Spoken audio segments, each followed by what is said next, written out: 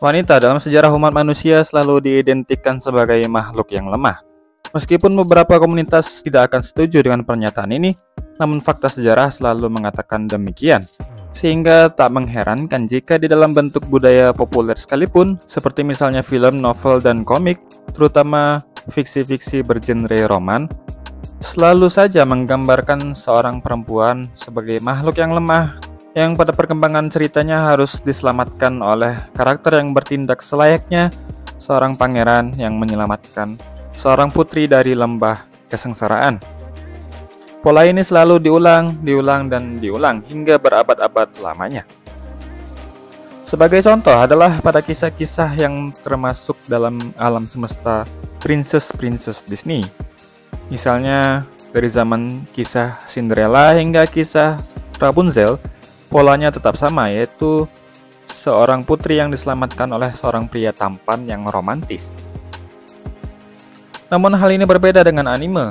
Jika kalian simak baik-baik pada karakter di serial anime-anime terkenal di dunia, kebanyakan dari series ini menampilkan seorang wanita justru, bisa dikatakan bahkan lebih kuat dari para karakter laki-lakinya, yang merupakan karakter utama di dalam serial-serial tersebut.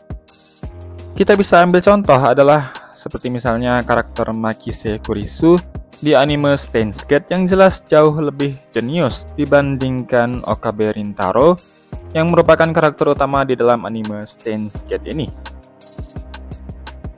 Lalu ada juga Mikasa Ackerman yang jauh lebih kuat dari Eren Yeager dalam mode manusianya di dalam anime Attack on Titan. Dan Yor Forger yang jauh lebih kejam dibandingkan Lloyd Forger di dalam anime Spy X Family, dan masih banyak lainnya karakter-karakter seperti ini di dalam anime. Dan kembali pada pertanyaan kita, kenapa ini bisa terjadi? Pertama yang harus kalian tahu adalah beberapa serial anime yang telah saya sebutkan sebelumnya itu adalah anime yang memiliki demografi dan segmentasi shonen, alias serial-serial ini ditujukan untuk para remaja laki-laki. Sehingga sangat wajar jika kita bisa melihat para wanita di serial-serial tersebut ditampilkan sebagai sebuah karakter yang kuat. Dan bahkan karakter-karakter wanita pendamping karakter utama ini di dalam anime disebut dengan istilah heroine, yang bermakna pahlawan wanita. Iya, sangat jelas seorang heroine harus bisa mengimbangi atau bahkan lebih kuat dari hero itu sendiri. Contoh lain adalah terdapat pada kisah-kisah superhero garapan Marvel dan DC Comics juga sama. Banyak sekali superhero wanita yang ditampilkan di dalam alam semesta mereka, yang ditampilkan sangat kuat dan bahkan lebih cerdas dari sang karakter utama.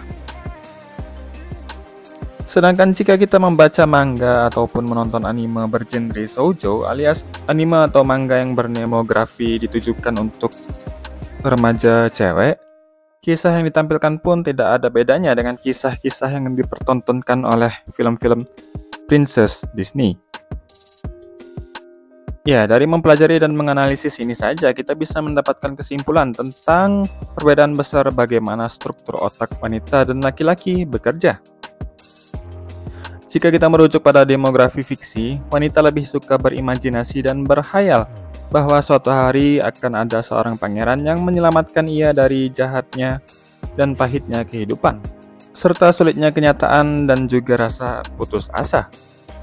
Itulah kenyataan yang tampak dari hal ini. Dan jelas konsep wanita mandiri yang banyak digaungkan di sosial media saat ini sebenarnya bertentangan dengan imajinasi dasar dari seorang wanita. Ya, bisa saya katakan apa yang digaungkan wanita-wanita mandiri dan emansipasi di luar sana seolah hanya menipu diri mereka sendiri dengan idealismenya. Lihatlah, ketika film-film superhero wanita ditulis dan digarap oleh seorang wanita, yang terjadi adalah bisa kita lihat pada film She-Hulk, di mana film ini dikritik habis-habisan karena tidak menampilkan seorang superhero wanita layaknya seorang superhero. Karena banyak yang mengatakan bahwa laki-laki tidak perlu melecehkan perempuan karena mereka bisa melakukannya sendiri. Sedangkan imajinasi seorang laki-laki adalah sebaliknya. Seorang cowok selalu mendambakan seorang wanita yang kelak menjadi pasangannya, yang juga bisa menjadi partner dalam segala hal. menjadi heroine yang membantu sang karakter utama menghadapi kerasnya kehidupan dan mengalahkan musuh-musuhnya, serta menjadi tempat berkeluh kesah dari rasa putus asa yang mendera. Pria selalu mendambakan wanita kuat dan mandiri, namun lemah di saat bersamaan, dan tetap menghargai suami sebagai seorang pemimpin. Ya, untuk poin terakhir inilah yang membedakan para karakter heroine di anime dan manga dengan karakter-karakter pahlawan wanita di fiksi lainnya. Para heroine di anime meskipun mereka sangat kuat, sangat cerdas dan sangat mandiri, bahkan melebihi kemampuan sang karakter utama, namun sebagai seorang karakter wanita, mereka tetap menghormati sang karakter utama, patuh kepada perintah sang karakter utama, dan rela melakukan apapun untuk membantu sang karakter utama. Hal inilah yang bagi saya sangat sesuai dengan ajaran Islam. Ya, di mana Islam mengatakan bahwa seorang laki-laki adalah pemimpin bagi keluarga. Sehebat apapun wanita yang menjadi istri dari suami, tetap suami adalah nahkoda dalam mengarungi gelapnya lautan kehidupan. Sebagai contoh adalah di dalam salah satu adegan di anime Steins Gate, di mana Makise Kurisu tetap berusaha keras berlatih memasak meskipun semua orang juga tahu bahwa dia tidak bisa memasak. Dia juga tampak di dalam salah satu adegan tertangkap kamera membuatkan kopi kepada Okabe Rintaro sebagai sang karakter utama di anime ini.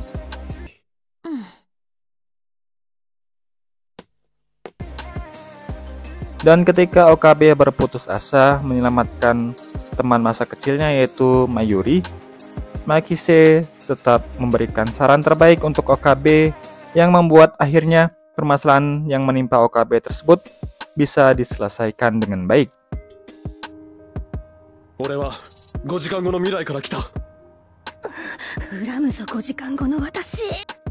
Your Forger pun di anime Spy X Family juga seperti itu. Meskipun ia kuat, ia tetap memberi saran terbaik dalam hal parenting dan cara mendidik anak kepada Lloyd Forger, karena ia juga memiliki sedikit pengalaman ketika ia mengurus adiknya dari ia masih kecil. Ini sangat membantu Lloyd dalam mendalami perannya sebagai seorang karakter ayah yang baik bagi Anya di dalam anime ini.